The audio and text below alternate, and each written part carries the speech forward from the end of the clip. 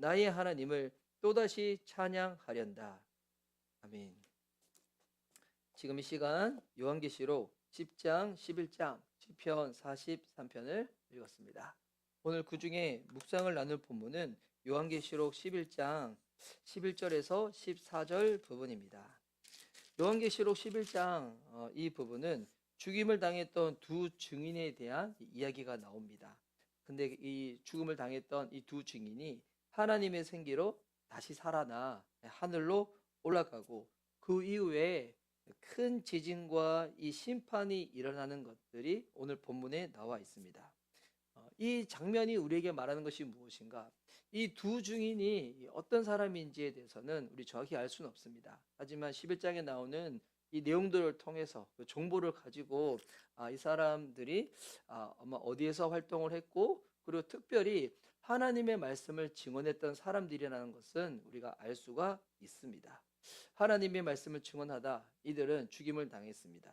그런데 죽음조차도 이들의 복음의 증거, 하나님의 역사를 맞지 못한다는 사실을 오늘 본문을 통해서 우리가 알 수 있습니다. 오늘 우리 11절에서 14절인데 우리 절별로 한번 읽어보면서 어떤 내용이 나와 있는가 살펴보도록 하겠습니다. 11절에는 죽은 이 두 증인에게 생기가 들어가는 이 내용이 나옵니다. 11절 제가 읽겠습니다. 그러나 사흘 반이 지난 뒤에 하나님에게서 생명의 기운이 나와서 그들 속으로 들어가니 그들이 제 발로 일어섰습니다. 그것을 목격한 사람들은 큰 두려움에 사로잡혔습니다. 자, 죽은 줄로만 알았던 증인들이 하나님의 생기로 다시 살아났습니다. 할렐루야. 여러분, 부활은 하나님의 증언을 확증하는 이 표지가 되는 거죠. 이들은 부활했습니다. 죽었는데 하나님의 놀라운 역사로 부활했습니다. 이들이 뭐 하다가 죽었다고 했습니까? 하나님의 말씀을 전하다가. 그러다가 이 본문에 보면 아비소스에서 올라온 짐승들과 싸우다가 그들에 의해서 죽임을 당했다고 나오는데요. 사람들이 시각을 봤었을 때는 말씀을 전하다 죽었으니 얼마나 이게 두렵고 비참해 보이는 모습이겠습니까? 하지만 하나님은 그들을 다시금 살리셨습니다. 하나님의 말씀을 증거하고자 하는 것은 결코 패배하지 않는다는 것입니다. 그리고 12절 말씀에 보면 하나님께서 그들을 하늘로 부르십니다. 12절 말씀입니다. 그 두 예언가가 하늘로부터 자기들에게로 이리로 올라오느라 하는 큰 소리를 울려오는 것을 듣고 구름을 타고 하늘로 올라가니 그들의 원수들이 그것을 지켜보았습니다. 하늘에서 음성이 나왔습니다. 이리로 올라오너라. 그랬더니 이 두 증인이 원수들이 지켜보는 가운데서 구름을 타고 하늘로 올라갔습니다.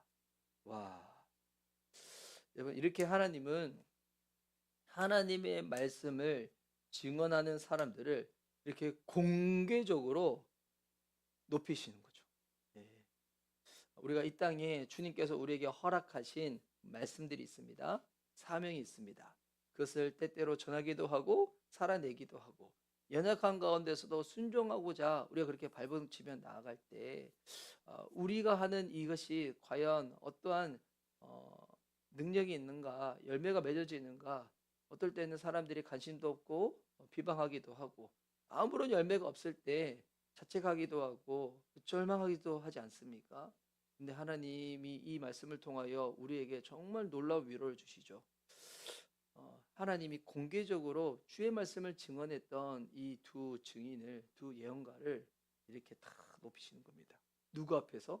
그들의 원수 앞에서.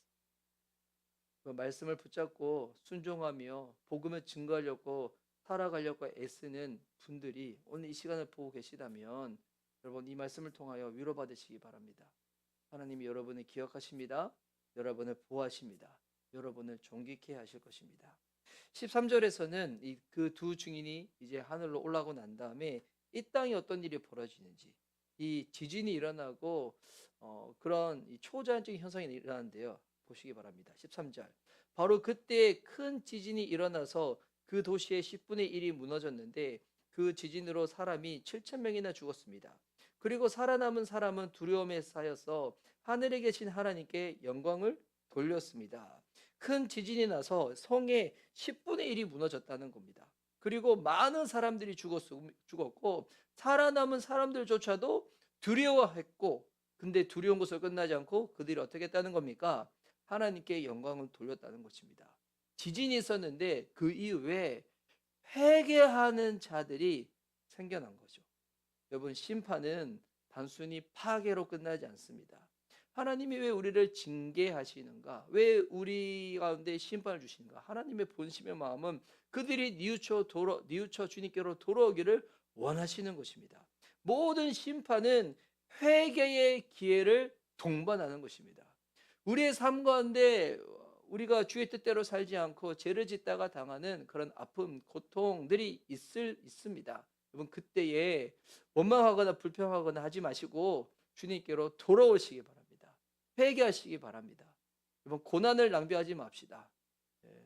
이 실수와 실패는 할 수 있습니다. 하지만 계속 그것이 반복되어진다면 우리의 인생은 유한한데, 여러분, 너무 안타깝잖아요. 내가 실수한 것, 죄를 범한 것, 내가 어떠한 부분을 위해서 당하는 이런 고난이 있다면 이번 그 안에도 담겨 있는 하나님의 그 메시지가 있다는 거예요. 주님께 돌아오는 겁니다. 주님을 더욱더 의지하는 겁니다. 그분을 신뢰하는 믿음으로 다시금 나아가는 겁니다. 14절에서는 이 두 번째 재앙의 끝이 나옵니다. 둘째 재난은 지나갔습니다. 그러나 이제 셋째 재난이 곧 닥칠 것입니다. 두 번째 재앙이 지나가고 세 번째 재앙이 닥친다고 합니다. 여러분, 이 모든 이 역사, 이 요한계시록에 나오는 이런 심판을 우리 뭐 여러 가지로 해석을 하지만 저는 이것은 미래적인 의미의 저는 심판으로 좀 보고 있는데요. 여러분, 이 모든 심판을 보십시오. 여러분, 이것이 그냥 일어나는 것이 아니죠. 우연찮게 일어나는 것이 아닙니다. 모든 역사는 하나님이 정하신 계획에 따라서 진행을 한다는 것입니다. 여러분, 이 세상의 모든 것들을 다스리시는 분, 계획하신 분, 우리 주님이십니다. 우리 주님. 여러분, 주님이 이 모든 것에 있어서 역사의 주인이시자 모든 것의 주권자이고 통치자가 되십니다. 요한계시록 11장 정리하도록 하겠습니다. 요한계시록 11장에는 세상이 보기에 패배한 증언처럼 보였던 이 두 증인, 하나님의 말씀을 전하다가 죽임을 당했던 이 두 증인, 하지만 하나님께서 어떻게 그들을 역전시켜서 승리로 바꾸시는지 오늘 이 묵상 본문이 그와 같은 내용이죠. 두 증인은 죽임을 당했고 조롱을 받았습니다. 그러나 하나님은 그들의 순종과 이 사역과 사명을 잊지 않으셨습니다. 그들이 어떠한 사명을 감당하기 위하여 어떠한 죽음을 당했는지 주님이 다 아십니다. 그래서 죽은 다음에 사흘 반 지나고 나서 하나님이 생기를 불어넣으셔서 그를 다시금 살리셨습니다. 뭐가 떠오르나요? 우리 예수님의 죽음과 부활이 떠오르지 않습니까? 우리 믿는 자들은 주님의 부활하심에 우리도 동참합니다. 우리 주님과 우리는 연합된 자이기 때문에 여러분, 죽음마저도 사망마저도 여러분 믿는 자들을 여러분 해할 수가 없습니다. 왜? 우리가 믿는 주님이 죽음을 이겨주셨고 우리는 그분을 따라서 우리도 그렇게 될 것이기 때문에 여러분, 죽음이라는 거 사람들이 다 두려워하고 무서워합니다. 저 역시도 마찬가지입니다. 당해보지 않았으니까. 하지만 정말 하나님을 믿는다면, 정말 말씀에서 주님께서 우리에게 약속하신 바를 믿는다면 우리는 감정보다도 어떤 눈에 보이는 상황보다도 세상의 이야기보다도 말씀을 붙잡고 그렇게 나아가고자 하는 그런 의지, 결단이 우리들 가운데 필요한 거죠. 그럴 때 주님이 역사하여 주실 것입니다. 예수님은 십자가에서 완전히 패배한 것처럼 보였습니다. 하지만 부활로 하나님의 아들이심이 확증되어진 것이죠.